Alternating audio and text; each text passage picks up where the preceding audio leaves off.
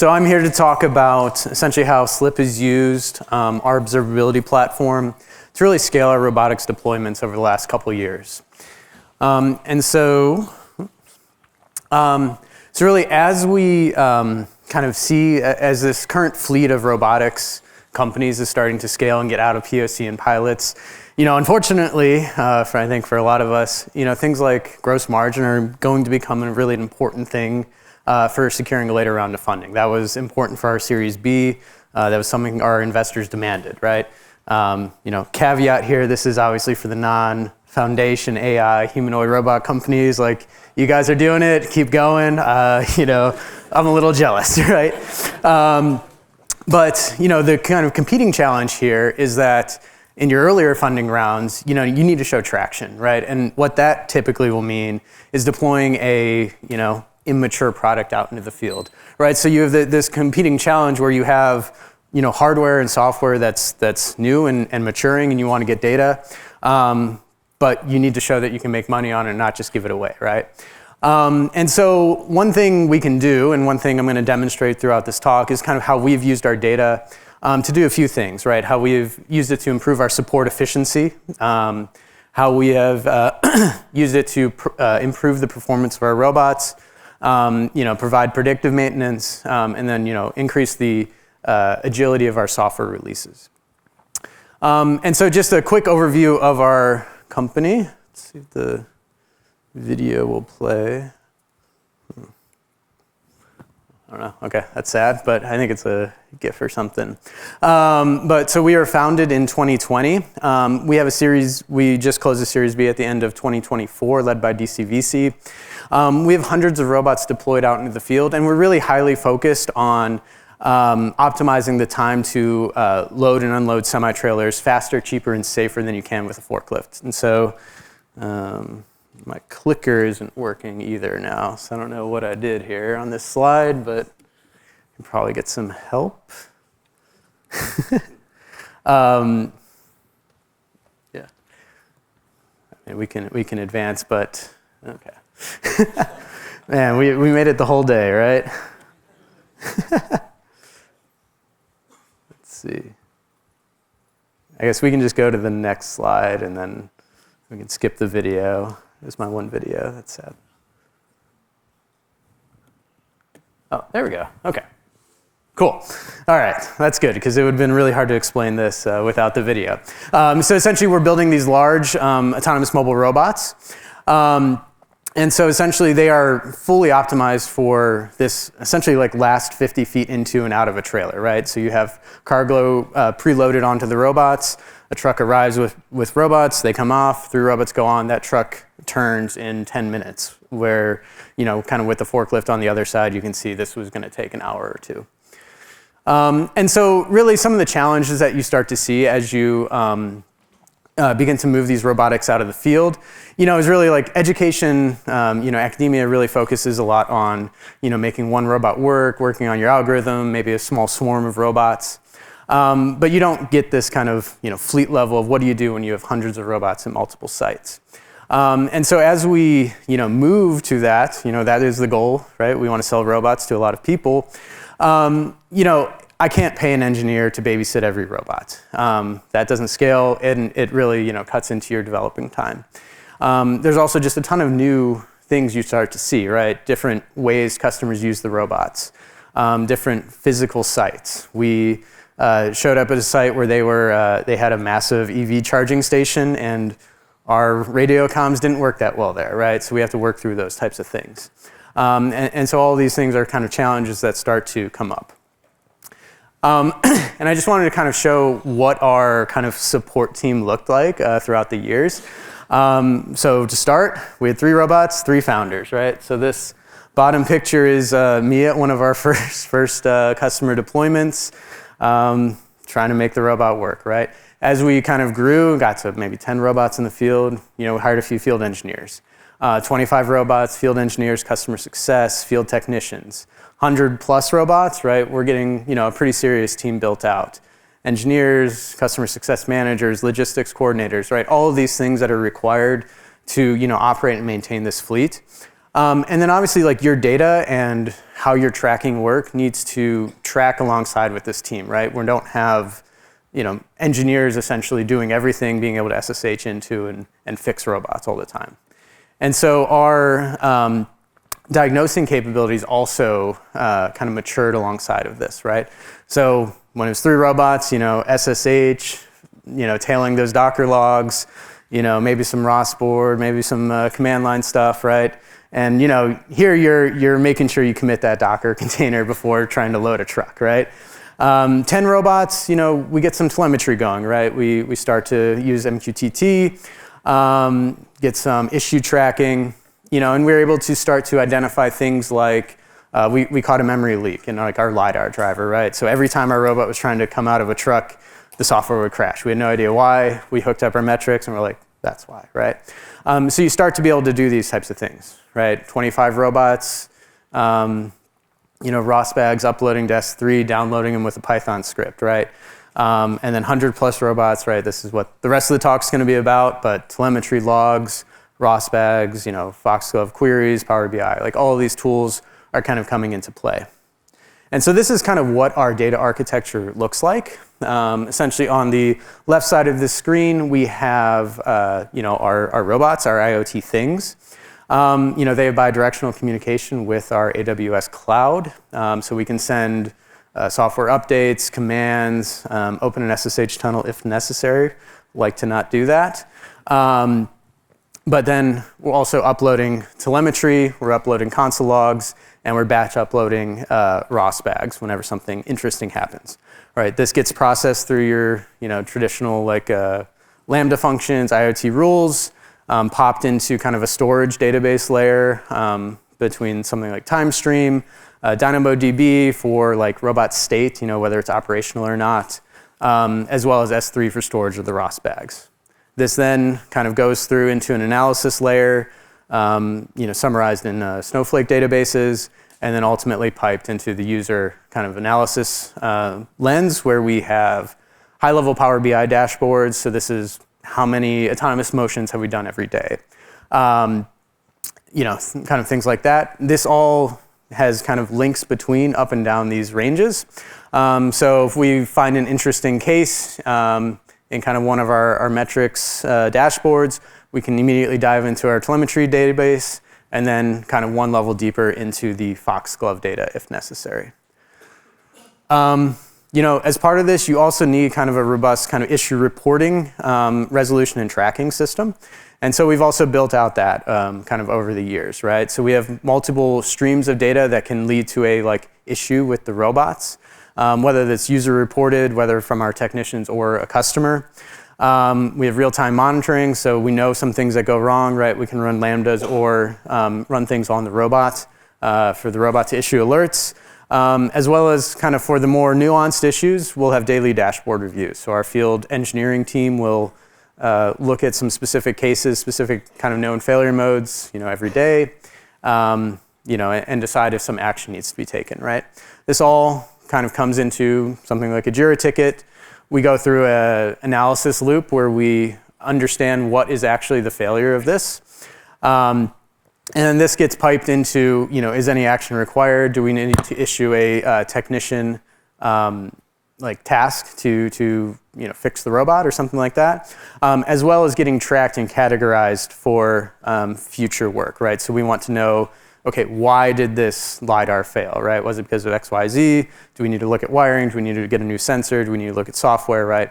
And this all feeds into essentially the engineering workflow to continue to improve your robot. And so kind of with that background, I'm just going to go through essentially a bunch of different use cases that I've generated over the last couple years of having robots in the field. So again, kind of our journey has been, it's been essentially 2 years from when we went from 0 robots to kind of hundreds at many customer sites at this point. And so this is kind of our, you'll see some warts and some things I wish I didn't have to talk about. But hopefully will be illustrative of what you're able to do by tracking all this data.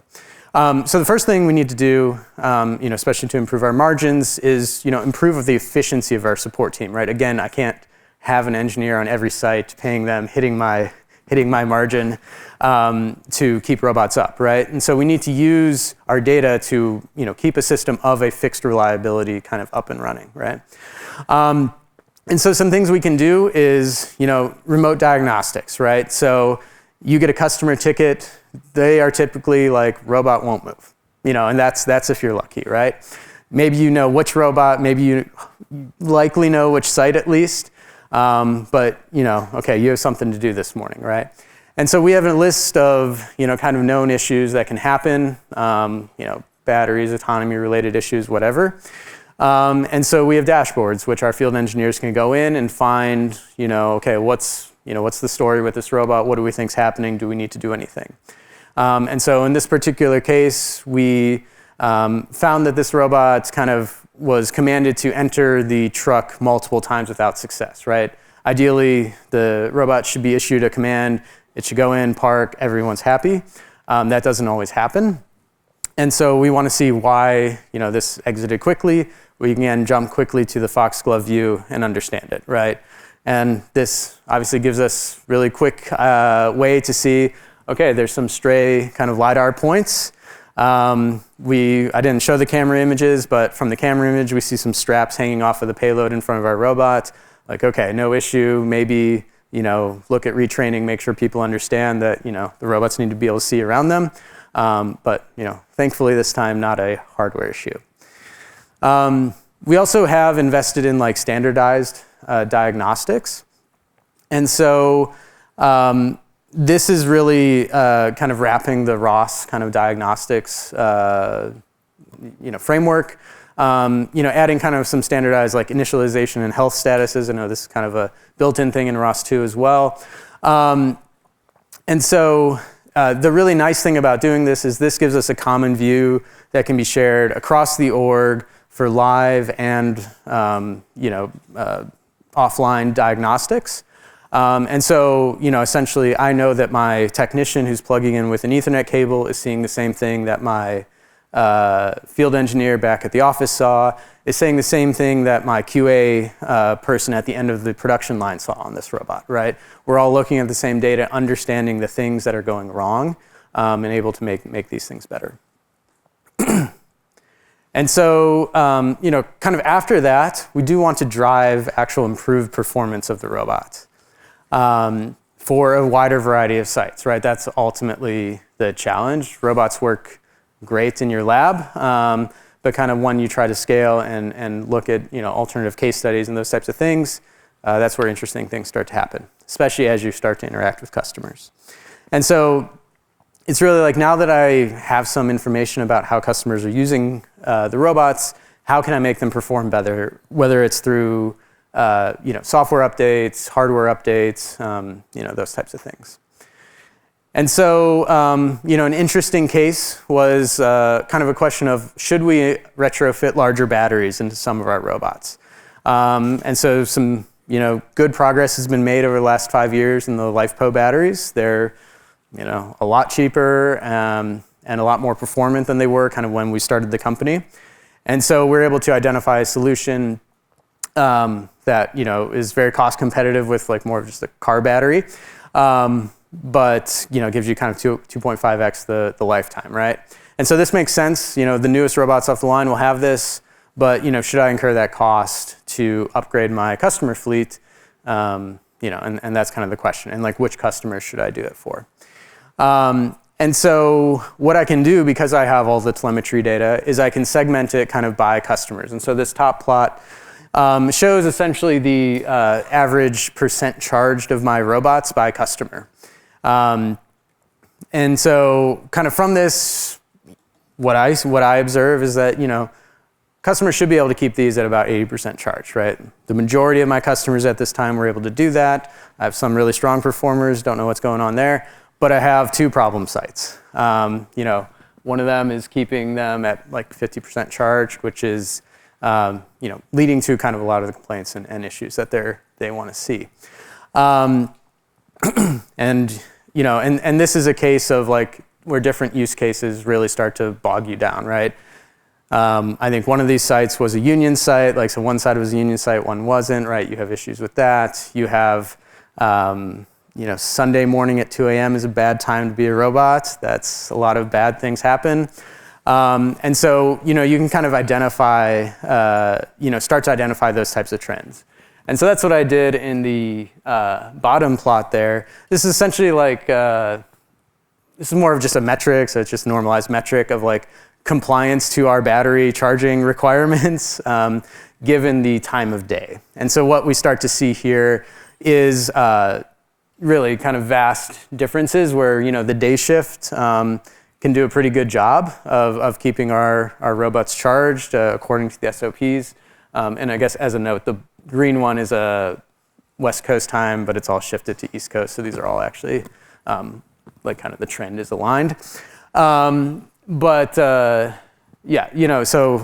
see kind of a lack of compliance in kind of some of the night shifts versus day shift. You also see them, the weekend coverage versus the weekday coverage. You kind of get different levels of oversight of how the robots are being used and operated, which can cause issues. Now, because I can see that there's this essentially, half the time my customer is doing a pretty good job of keeping the robots charged and the other half not, it probably does actually make sense to change this battery because it'll basically let me kind of survive this dip in compliance, and everyone will just be happy and we can kind of smooth it over. And the nice thing is we're able to also track the impact of this retrofit, right? And so the y-axis here is kind of essentially times that our technicians have had to intervene and charge these robots per month. And kind of essentially what you see is this increasing trend throughout the summer of last year of more and more of these non-compliant charging sessions. And this was, definitely causing some friction with the customer, right? We don't want, this is a pretty large number of interventions for our technician team. We saw an unfortunate dip in utilization due to construction, but you never like to see your robot stop being used. But then we were able to track, as they began utilizing them more and as we deployed this upgrade, we again could kind of track on the back end how this was performing, right? And so we saw essentially after we implemented this fix, significant decrease in this ticket count, really only a few spurious cases, which is in line with the rest of the fleet. Kind of another more hardware-related thing that we have seen and dealt with is like failures on our motors, right? And so again, this top left plot is showing essentially the ticket count for motor and gearbox issues by customer. Again, all driven through that kind of Jira, ticketing pipeline, ticketing classification pipeline. And then also on the bottom plot, I can plot the kind of average current that my motors see by customer, right? And so our robots, see, essentially kind of a wide variety of, or wide range of currents, right? And this is due to payloads and how the robots are being moved and all these different types of things. And, I kind of have a suspicion that, okay, high currents mean the motor's being used more, which could cause more failures. And so I want to plot that, right? And so I can generate a plot of essentially my normalized, ticket count. So this is something like tickets per like 1,000 motions against my essentially max current that I've seen in those motors that day. And you kind of can see some interesting things in this trend, right? So we see there is kind of a just baseline amount that no matter how much you use or don't use the motors, you have some tickets. That's not good. That may indicate kind of like a just baseline quality issue with the motors. You see some customers do have a bad week. Maybe that's a bad batch of motors or some other thing that can be investigated. But then we do start to see somewhat of a trend on the top part of this where like, okay, yes, we do see at least some amount of where this high current, high usage is impacting this, right? And so what this leads us to do is, for the next version of robots, upgrade our motors, but then also think about a field retrofit that we can do to, kind of reduce instances of this, right? And so we're able to deploy, essentially change the sprocket in our gear chain, in our drivetrain to reduce or to increase the gear ratio and reduce our speed. But the nice thing was that this really helped to normalize our current, especially across the payload weights that the robot was carrying, right? So on the right side is our old sprocket, and so this was kind of the baseline where you see significantly higher currents as you go up in payload. And then on the left side, we see kind of lower and consistent usage, which should kind of smooth out these cases over time. And so this is kind of a leading indicator where after the first week of deploying this, we could slice the data by the hardware type and see this leading indicator. And then, of course, over the next couple months, track how our ticketing counts were trending and make sure we actually address the problem. And so the next thing to do is, we'd like to also support predictive maintenance, right? And so, ultimately, especially for any robot, but for ours in particular, we are at a kind of critical point in our customers' supply chain, right? We're essentially loading the truck that's going to the factory to keep the factory running. And so if we're going to have problems, we want to catch it first and not have the customer experience, a robot that essentially won't move or something like that. And so kind of with some of this knowledge built up, let's see if we can find something that is, causing these problems, right? And so one thing we, invested time in was detecting these bad motors kind of before the customers see this impact, right? And so, there are a few kind of steps to this process, right? The first thing is we'd want to somewhat understand why this failure is happening, like what specifically is happening inside the motor. And so we were on many of these, like field returned motors, we would see damaged windings in the motor. And so again, this aligns with the high currents, burning out windings, eventually could lead to more of a catastrophic failure of that motor. But for a while, they'll operate fine, just at a diminished kind of capacity. And that's kind of what we're also able to see in the data, right? And so we're able to see a couple things, kind of in our ROSBAG data that, kind of indicate a motor that's kind of going bad, but is still operating. The first is we see that our motors can't hit the desired speed, right? This kind of makes sense as, 16th or 32nd of your, motor isn't actually providing any power, and so the control system, kind of has trouble keeping up. And we also see kind of a higher duty cycle on that motor, so you need more voltage to get the kind of the same output. So these are obviously, these are signals, they're leading indicators. And so what do we do with that, right? So it's there, let's find it. Kind of the first step is just to manually find these issues, right? And so what we're able to do is we will select, or we'll query for selected motions, right? So for our robot, when it's strafing with more than 10,000 pounds, I know that that's kind of a challenging maneuver for that. So we'll just write a query against our time stream data to identify those cases. We'll pop them into a triage, just spreadsheet essentially. But the key is obviously including links to the telemetry and that time segment of the Foxglove data. And so what this means is that I can build quickly with a Google Sheet and a few URLs, really a very quick process where in 30 seconds anyone from our field team can kind of click on this link, pops up the Foxglove view, good or bad, moves on with their day, right?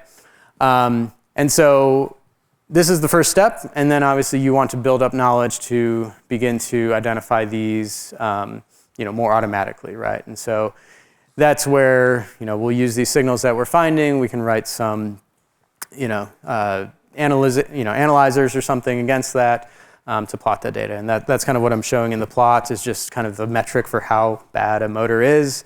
And we see kind of this one was getting worse, kind of approaching over our threshold, and then was replaced and kind of was kind of back in normal range. And so kind of the final thing we want to do with all of this is increase the agility in our software release process. And really as part of that, it's really enabling kind of that phased rollout that you'd want for a robotics fleet, right? We don't want to push code to the whole fleet and just hope it works. We want to catch things fast at customers that are kind of willing to work with us or have more interesting use cases, and then fix anything that might have snuck through our QA process, and then go from there, right? And so we had a case maybe early last year where our robot was perfectly happily going into the truck, and then it wouldn't complete its parking routine. And so we got a few complaints from customers about that. And then we were also able to see that in our kind of high-level like autonomy success metric, right? This is a metric that essentially should be at 99%, and we saw a dip kind of as we deployed the software down into like the 80s and 90s. And so obviously what those two things are triggering is a failure, kind of a root cause analysis. We're going to go and slice this by different customers, kind of identify if it's happening everywhere, particular sites. In this case, it was happening at one or two of our sites. Again, just dump this all to a spreadsheet and look at it, right? And that's kind of the power of having these kind of links between your data everywhere, is it's really easy to just find all these things. And so what it turned out to be was at a few of our customer sites, their trailers are like pretty heavily sloped. And so the autonomy would kind of finish its thing, and it would try to trigger the parking routine, but a change kind of elsewhere in the code would detect some slight motion kind of down this hill, and be unhappy and cancel the routine and just kind of leave you there, right? And so it's one of those things like it's hard for us to replicate that, right? We don't have trailers at every angle with everything at our testing facility. And so, this is really what the purpose of that like Canary release is. And so, yeah, I mean, that's kind of most of my examples. And so I guess just a few takeaways, like really, I think our robust data pipeline, has really, been key in helping us kind of keep and get and keep robots in the field, right? The RAS model only works if people renew, and we've been able to achieve that, even with, kind of upgrading hardware and software along the way. And yeah, I mean, just generally, like customers do expect these improvements. They know they're paying a subscription, like that's a challenge for some of the more traditional customers who are used to buying forklifts and things like that. And so they will bother you about these issues. And so having the data, like the battery charging data, that was presented directly to customers. They were like, okay, glad, happy to see you're fixing our issues. And I think just definitely some like kind of personal takeaways, like even those early deployments and pilots will really suck up like very significant developer time if you don't have these pipelines in place, right? So we deployed our first robots kind of without anyone else, and we basically have to negotiate every day, like, okay, who can do more at the office the next day to make like the next day better, while we all try to keep this customer kind of happy and this pilot running, right? And a lot of that was due to having to be there and not really always knowing what was going on. And so by building up these pipelines, you're able to kind of enable, more junior like field engineers or something to keep everything operational, while you can kind of work on actually making it better, right? And so, yeah, I mean, and I think the big takeaway is by leveraging all of this and really focusing on it, we were able to, take a product that was immature, mature it along the way, make the next one off the line better, and kind of improve that margin, while still enabling scaling. So, thank you, and yeah, that's it.